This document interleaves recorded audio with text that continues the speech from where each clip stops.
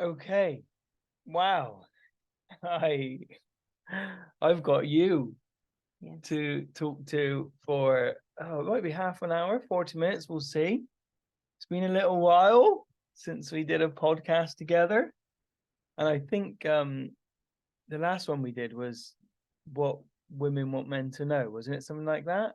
And I Yeah. asked you a bunch of questions about what things were men just not getting Yeah. according to you. It's not a universal response, but your opinion really mattered. So what we're deciding to do here is to sift through some questions and things we've had from people, change the details, change the names, literally unrecognizable, and with their consent, if it's required, we're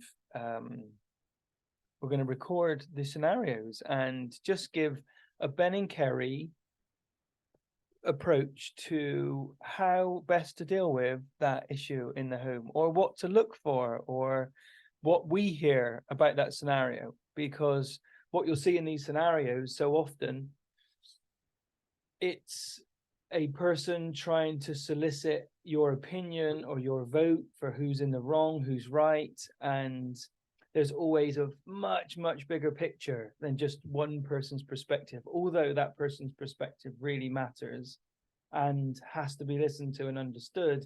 It's still one part of a much bigger picture. So, Can I pop a disclaimer in? yeah. That I am not a coach or claim to be an expert at all. That Ben is the coach and is the expert. So yeah, my I'm a bit more black and white than Ben, and I help when Ben needs it, but I don't partake in any of the coaching. Kerry is a very different number to the Enneagram on me. For those of you that don't know what that means, we're like chalk and cheese in the way we look at the world. And we're almost done with the first draft of the book. And Kerry is going to be the first up editor. And she is a stickler for punctuation and paragraphs. But she likes those definite lines. This is where this starts, this is where this stops. And I love that about her. For me, everything just gets lumped into this big ball. It's wavy. This big curly ball. Big curly gray ball of grey, miserable ball of grey. And so I just thought it was a real treat. It's a real treat for me to spend this time with Kerry, and a treat for you guys to just get Kerry's take on it.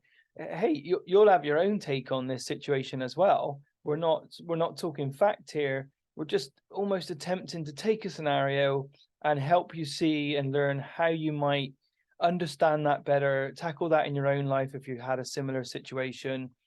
We are not saying that this is the way. We're saying here's a way to navigate this situation. All right. Okay, so Bert and Faith. Bert from Bristol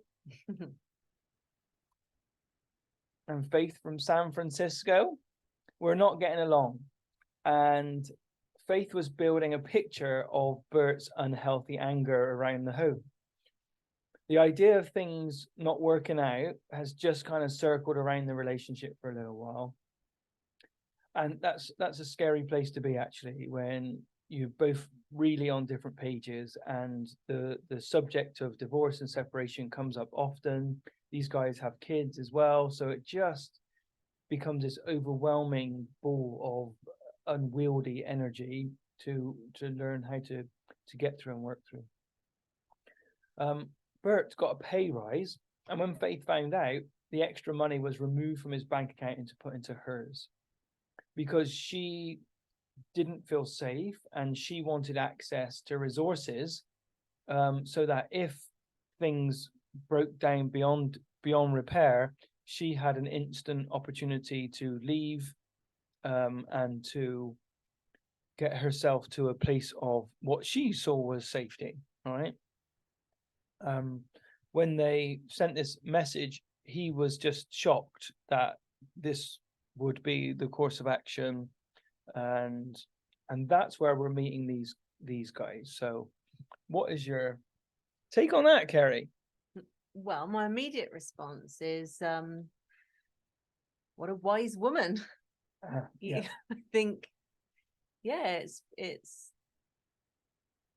definitely responsible, I think, for women, particularly, or men, when there is anger in the home. It's really damaging, and it affects everybody. It affects the children, it affects the marriage, it affects the person who's angry. So I think having just a plan brings, I would think, more calm and peace to the person who is dealing with the angry person, knowing that if things get worse, if they escalate, if it doesn't get better, then they have got a route out. I can see though why Bert felt kind of victimized, but because he's the one kind of going to work, and he obviously did something to deserve the bonus, so he probably didn't expect. So I think that should have been a conversation. There's definitely a communication error there on the part of the wife. I think great idea, great plan that it goes into an emergency savings. Would have been kinder to have had the conversation with Bert. Mm.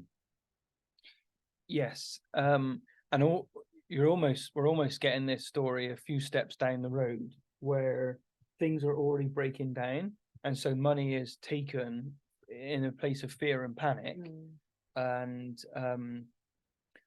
as you say, it's almost responsible, because any outside of this argument, anything could happen to Bert, and he might be responsible for the management of money in their household. And so Faith might really have a difficult time getting a hold of that money to take care of herself and the family whilst things are going on. So it's really healthy and responsible to have access to funds for any eventuality, so that there just isn't that stress and panic when things, stuff just goes wrong. Life just kind of happens.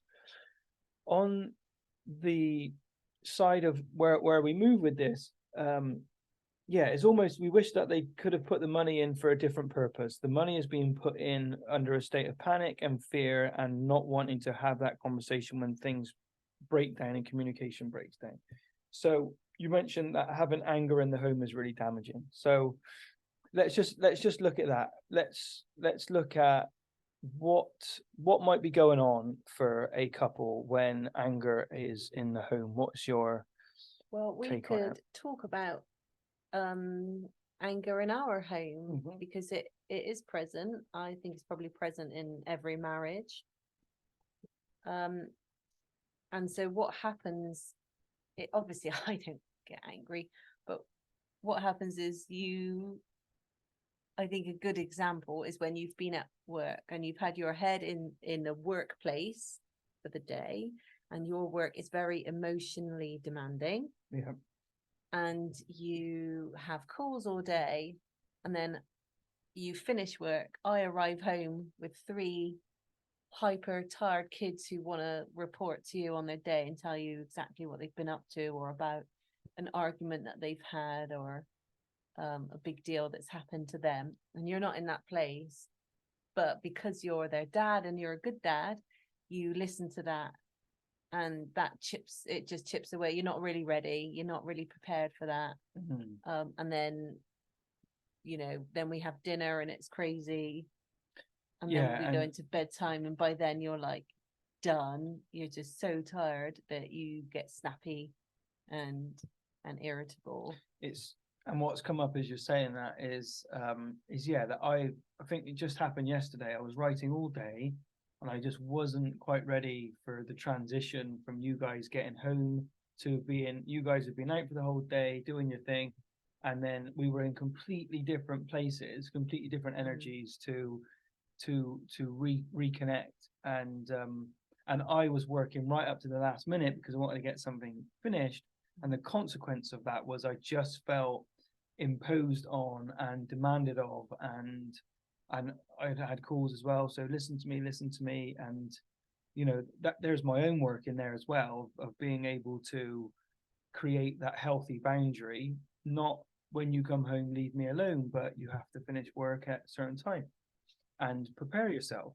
And for the families that don't have that luxury of just being sat in the same home and working from home, what would be your advice to someone who has had a busy day at work and he's driving home and he's been out since 7 a.m. that morning and he's getting home at 6 o'clock that night and he just can't wait to get home for his food? What would be your advice to his mood for when he enters the household?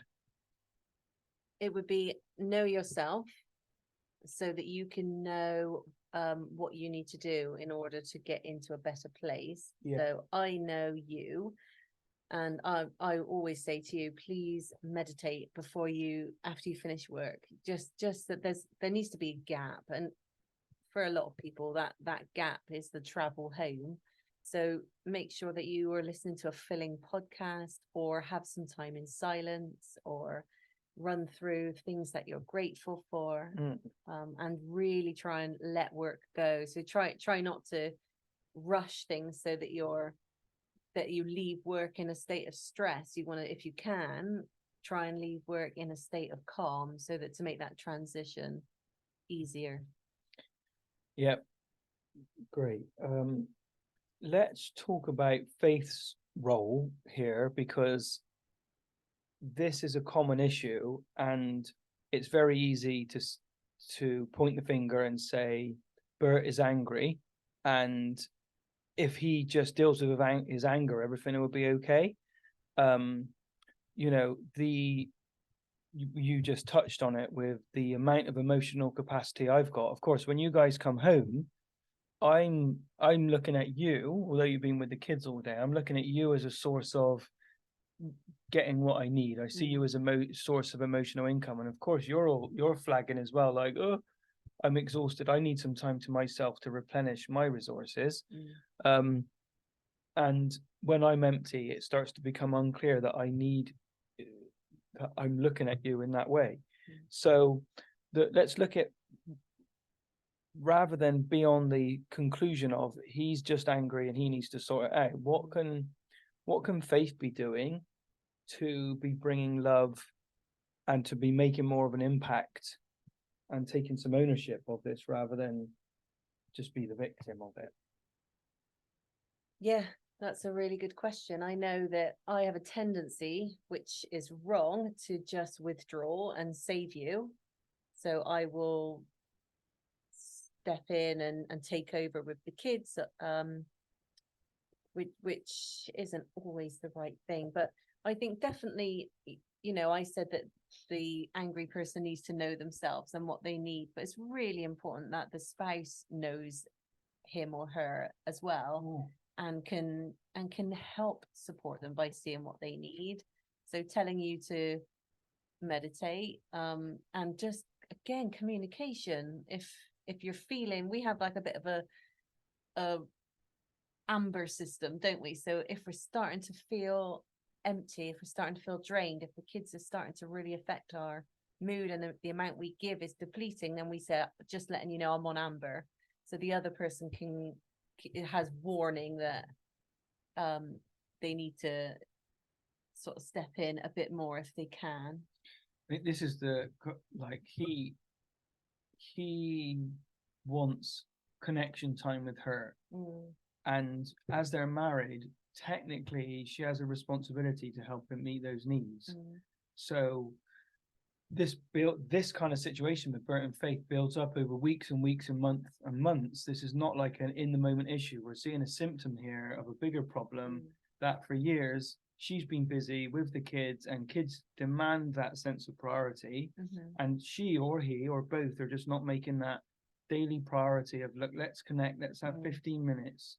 Because on a daily basis, I don't know if I should say this, but it fits. Like, I need a connection with you to almost reestablish, like going to sleep, to reestablish our connection and relationship. And we're constantly having to nourish that relationship for it to improve. It's not just like we're in a relationship, that's it. Each day is like taking care of a plant that actually is alive, and you go and water it and you feed it sometimes. That has to happen every day. Like, I don't have for a relationship to compare a relationship to looking after a dog. Mm. But if you just put the dog in the yard, didn't feed it, didn't take any notice of it, didn't pay any attention to it, and then 2 weeks later went out to ask it for a hug, it's not going to be too friendly and affectionate to you in return, is it? It's probably going to be dead. And that's quite a dramatic metaphor, but relationships can deteriorate like that. And we have got an example of one here, she's not communicating, he's not offering, and it's already at a place of destruction and breakdown. This is just a symptom of a longer term problem. I think there is a question that we all need to get better at asking our partners, and that is, what do you need right now? Right now. Because if what we have a tendency to do in a relationship is that our partner's angry, we either retaliate with anger back at them, or we withdraw and shut down and therefore remove the source of love that they need. So it's really hard to do. It takes a real kind of swallowing of pride sometimes to actually say to an angry person, what is it you need right now? It's hard for the angry person to say, can you hug me? Tell me you love me. Yeah. And tell me 3 things that I'm doing well in the home right now, because I'm feeling disconnected, unloved, and I've been telling myself a story all day that I'm not doing enough, for example, or I feel like nothing I ever do is good enough for you. So can you just tell me 3 good things that I've done today? We in the moment, we haven't got the foresight or the presence or the awareness to ask for these things. Okay, happy with that one? Mm-hmm. Do you want to read the next one? Anita and Darren. Darren has recently racked up £2,700 of credit debt. She does all of the household money management, and he has his money, she has hers. So this is Anita. Anita is devastated that Darren has debt when she has already paid one of his credit cards when they first got together. He didn't tell her, nor does she ask about his management of money. What should they do? Are you concerned about my punctuation and what you just read? Yeah, it's hard to read. Lots of See? he and she. See? What should they do? Okay, so there's separation here, isn't there, between he has his money, she has hers. We didn't say, but they are married. And there's this, because there's some fear of how resources are used, he's found, we don't know what the credit debt is spent on, that's not so much the point here, but he's found a method to use that resource financially to make a whole bunch of choices. We don't know if the choices are healthy or unhealthy. And the primary issue here is that Anita feels lied to, she feels deceived. We don't know how tight a control she has on the household finances or how much of a choice Darren wants to make. Like there's lots of the picture missing here. So the first question is like, why the hiding, and how do they both have access to money to use for their own purposes? I think that's the first place to go. What's your first response to it? My first response is I'm really grateful that we share our money and that we have kind of one pot. I think that is really helpful, and it means whenever you spend money, the other person can see, and not for reasons of control. It's if we're going to spend more than £20 on something, generally we speak about it, don't we? Yeah. Therefore, the debts don't really rack up, and if they do, they're a joint awareness and decision. It's not a, oh my gosh, I'm £1,000 overdrawn. We talk about our my overdraft each month, and we talk about our money worries, and we talk about our income. So we're always talking about it, aren't we? So I think that's the first thing that came up for me, was how often are Anita and Darren talking about money, and how often could they talk about money? Because I think it's that we all make mistakes, that you've made a few financial mistakes in our time.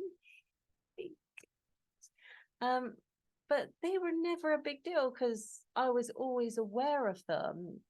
We would face them together. We would say, you know, I've made a mistake. I've done it as well.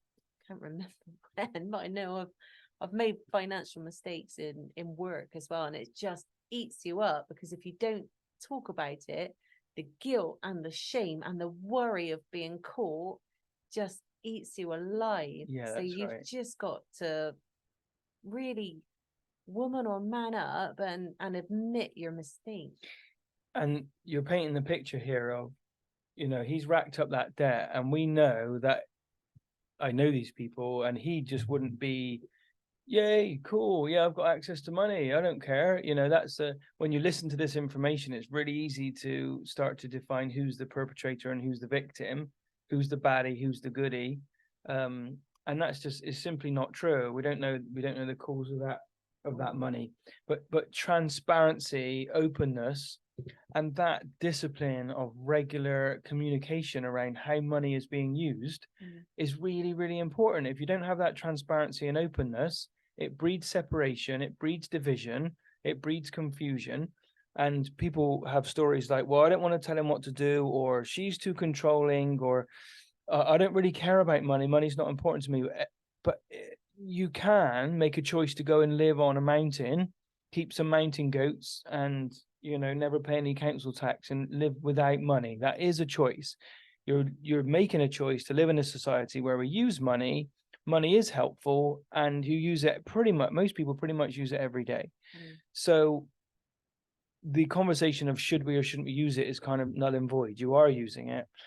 The conversation of how to manage it openly without attacking each other, criticism and judgment is really important. And to start to have, you know, when couples come to us and we start to talk to them about that, we're not financial advisors, we start to talk to them about their relationship with money, how it's been handled in the past, what works, what doesn't work, what are their values, what are their rules about money, lines that must not be crossed, and you should never do it like this, you should never do it like that. These things are just hardly ever explained in a relationship. So he goes and crosses a line that must never be crossed, yet she paid off one of his credit cards when they first got together. So even though she might have said, I never want this to happen again, she paid it off. So unconsciously he heard, she's going to save me from financial issues. We don't know what his assumption was, but without understanding the cause of the debt being built up, or having good, sane financial disciplines in the home in place, you're just waiting for an accident to happen.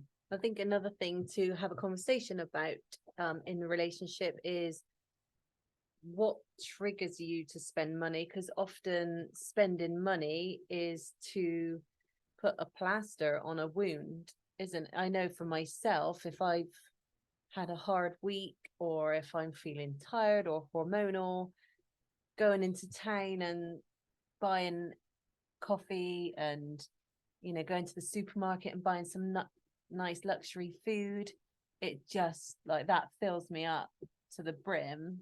But that's a habit that I've been taught from childhood. Can you describe what fills you up to the brim actually means for people that don't understand?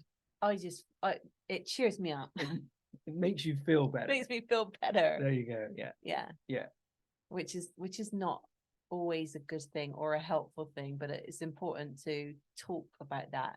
You know, we've got a friend who, no matter what their money situation, he just has to have a nice car. It's like so important to him, because it makes him feel successful and it makes him feel manly, and that's a result of you know, again, childhood wounds. So I think we need to talk about what's triggering us to overspend or to indulge as well, or to secretly spend. Just for clarification, the other friend isn't me.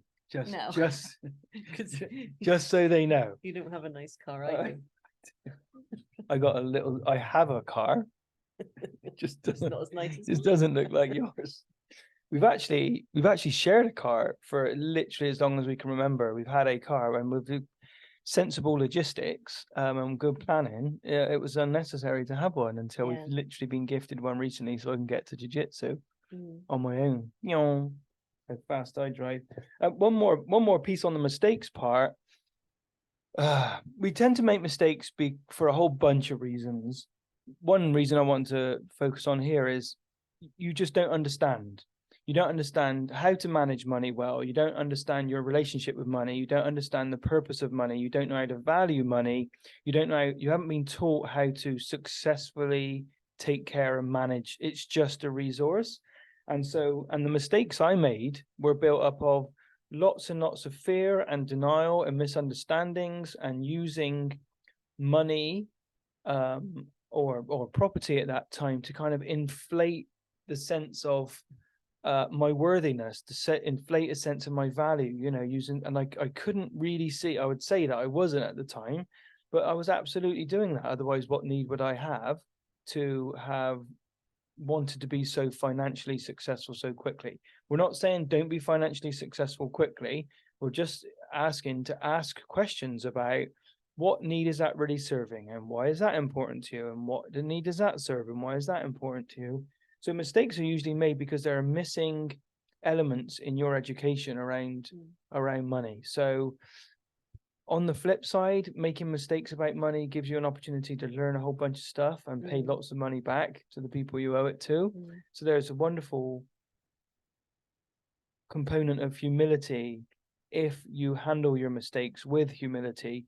If you continue to hide them and misunderstand the root cause of your choices, you're inevitably going to recreate the same mistake. So for these guys, get a picture of all the debts you've got, all the everything that's incoming, everything that's outgoing, what assets you've got, what liabilities you've got. Just get a clear picture on what your financial position is, even if you don't like how that looks, because they're already on the back foot. She's already furious at him for not disclosing this. So whatever the mess, when we paid back all of our mountain of debt, we had to get crystal clear all the time, didn't we? Exactly where are we? No more lies, no more pretending. Let's get sober. Let's call it financial sobriety. Do you like that? No. Okay. Moving on. I'll read the next one then, Kerry. Okay. Last one, you guys. Jaden and Anika. I've got to remember this myself. Okay. So we'll see if you can, what you pick out as the listener of what is the real picture here. So this is what being a damn good listener looks like. What are you really listening out for? This is what we're hoping that you're going to learn as we go through these episodes. There's a member of staff not at work in Jaden and Anika's business. She's not at work as often as he likes, and he sees that the solution is really simple. All right. There's a childcare issue. If she just organizes childcare before she needs it, she's never not going to be at work. That's the basic issue. So her husband's got a busy job, so it always defaults to her. So his solution, Jaden's solution, is just get childcare sorted out. That's not the whole picture, though, Kerry. So what he didn't share is that he links, as a business owner, the activities of his staff members to the cash flow and the bottom line. That makes sense as well, right? But that's not what he said. So he links their activities to the bottom line and the cash flow at the end of the month. So technically, that is an accurate way to paint a picture of the output of my business. He becomes grumpy with the people around him, particularly Anika, especially this member of staff. He feels frustrated at her lack of problem solving, but his fear is really about the cash at the end of the month. Right? So it looks like if you just isolate the issue to she just needs to sort out childcare, he misses a chance to expose his fear, his worries, and his sweat about having to pay all the staff at the end of the month and pay all of their bills. And he's putting a lot of that fear onto his judgments of how his staff members should or shouldn't be solving their childcare issues. I can relate to this dude because he sounds like a massive blamer. Yes. Like me. I'm not saying yes, he is. I'm just listening to you. He's not taking any responsibility, is he? He's not. Who hired the staff that are not performing up to his standards? Probably him. he's the one getting grumpy, he's the one afraid of lack of cash flow, like yeah, he's irresponsible and blamey. If you notice, Kerry's doing the very thing she's accusing him of. So he actually did hire this member of staff. And so the solution then is, for me, two things. One, has he clearly described the expectation he has of staff when they're recruited, of how they will resolve their personal problems, and what is a minimum level of commitment to their hours? You know, what is the minimum expectation? And to have revealed, or at least had that conversation with their staff of what are their solutions to childcare issues. So during the interview process, you know, if this and this problem comes up when you're working for us, how are you going to solve that problem? What's going to happen? And I know that they wouldn't have had this conversation. Second one is, he is blaming the staff member, yes, but when we're blaming Kerry, we are somewhat oblivious to the fact that I'm feeling fearful and anxious and worried. So this is a relationship call. What is Anika's role here? What is his wife's role when she wouldn't necessarily be aware that he's worried about finances? Because he's the kind of character that just looks at solutions and finds it very difficult to look at any mess and try and figure out what's in the mess. It's, I think, Anika's primary action should be to listen, right, and not judge, and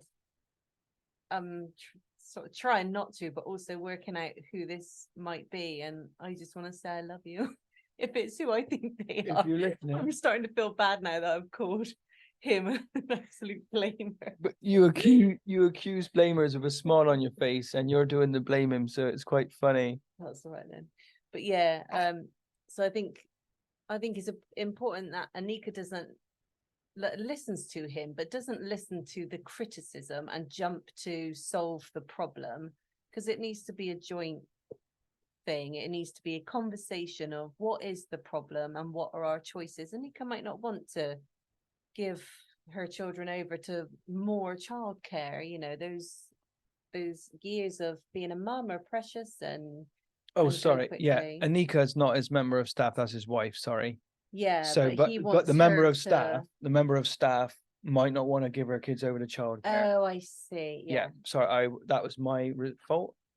I'll take responsibility for that. You wouldn't know, the information's not clear. Yeah, so I think, yeah, Jada needs to appreciate that, so, you know, the side of the member of staff, that this is their job, it's not going to be their priority. And I know employers like to think that their job's going to be their number one priority, because it often is with the business owner. It's their, you know, it's a huge deal for them, but it's just a job for the people that work in it. So there needs to be, I think, incentives and reasons to be a good employee. So, you know, what rewards are in place, what incentives are there to be a good employee, what support is there for childcare as well to support that person. Yeah, great. The slightly bigger subject, I think we'll perhaps end on this one, because we've shared only a small amount of information here. That, you know, that daily, what feels like pressure to manage money. Some people dealing with huge budgets, some people just dealing with their household budget, some people just wanting to not deal with a budget at all and wanting just an infinite supply of cash. You know, everyone has got a different relationship with money. Some people find it very, very difficult to look at their mistakes. Don't they? And hey, I just like the next person, I don't really like looking at mine either. It's almost to just encourage where there is a mistake, where there has something gone awry. There's just a gap in learning and understanding. And so your mistakes are just the best place to go and find the information you need in order to learn and grow. So if there are cash flow issues, if there are bottom line issues, one picture to paint of that business is to deduce the amount of hours my staff are working equates to this output. That's just one place. There's probably lots of other information, but he needs support for that, and he would do well to not work at that level of, I already know what the problem is and here's the solution. Almost be open to enrolling some support and opening up that area of finance, especially with his wife Anika. You know, we haven't given any information there, and they tackle it as a team, they tackle it as a couple, and the devil is in the detail, and if you don't understand the detail, the devil does bite you, and then you might spend 8 years paying it all back again. And working together is hard. It's not hard working with me though, is it? Okay, Kerry, so that was a light take on issues in people's marital situations or relationship situations. And so let's sign off with, of all these subjects, what is your number one piece of advice to becoming a really good listener? A damn good listener. I think honesty, being really honest about either what you might be spending money on that you are doing secretly, about fears around money. I just think transparency and honesty is something that should be cultivated in all areas of marriage, but money is a big source of contention and therefore should really be right up there at the top. I mean, this is why we exist in the support that we offer, because these conversations, you're absolutely right, these conversations can be really difficult to have because they're so exposing and there's so much additional information. There's shame, there's fear, there's doubt, there's lack of self-esteem, there's, you know, you name the emotion or the story underneath it all, and it's really quite overwhelming. And often when you go anywhere near confronting what's the truth about your spending, often in that situation both partners are quite afraid, and so it's not easy to create a safe environment for that person to just open up. So that's largely what we do, is to help people create a safe space where they can be honest about their behavior and that what's really going on, so that, you know, they can improve their relationship and improve their outcomes. But thank you, Kerry. Can I just say that these couples as well that we've talked about are amazing couples, and these conversations and these occurrences are happening in good marriages. You know, these are not people on the edge. You know, this is happening all the time, and I just wanted to say that that we appreciate people coming and sharing this stuff with us and allowing us to share it. We love them, and thank you. Yes, well, thank you. Well, I love you for being here. Thank you very much. I'm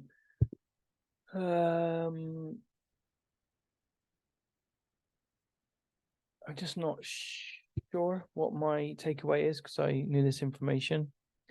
I think that's been really nice to just look at, you know, from a different perspective and share what's going on in other people's lives. And I think that's perhaps the takeaway, that I think, to be fair, women are very good at sharing the details of what's not going right in their lives with their trusted friends.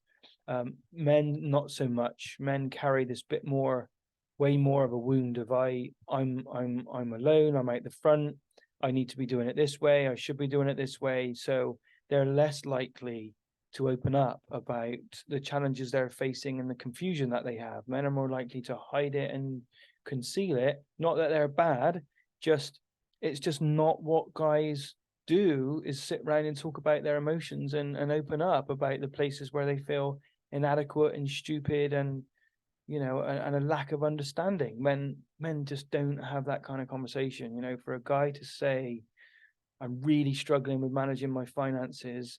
If a guy was sat in a room with another group of guys and he says, I'm really struggling managing my finances, most of the people in the room would say, get a bookkeeper or get someone else to do it. They wouldn't Now, that might be a helpful solution, but no one's able to really tune into what's really going on here. Why is he struggling to manage that? Why does he feel afraid of bringing it up? What's the whole picture? And to give him the space to unpack that himself, so he's empowered enough to say, okay, a solution for me is blank. So yeah, so I guess the learning is to suspend judgment as much as you can and detach from that problem solving mind as much as you can, get into the heart as much as you can. Okay.